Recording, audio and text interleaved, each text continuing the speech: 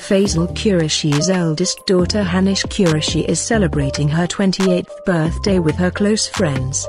Her birthday photos are going viral on social media. Let us tell you one thing here, that this daughter is from Faisal Qureshi's first wife. Faisal Qureshi has been married 3 times in his life. But now he lives with his third wife, Sana Faisal. He also has 2 children with his third wife. His eldest daughter lives with her mother. And her daughter Hanish Qureshi is an actress and model like her father. And she is also a fitness trainer. Let us tell you one more thing here, that Faisal Qureshi has been working in the showbiz industry for 25 years. And he is also called Shah Rukh Khan of Pakistan. And he is still fit and healthy because he takes great care of his exercise.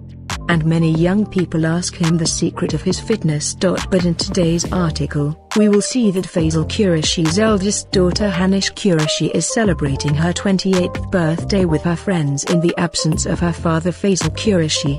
And to commemorate the day, she posted some pictures of the birthday party with her fans on social media. Don't forget to congratulate Faisal Qureshi's daughter Hanish Qureshi on her 28th birthday.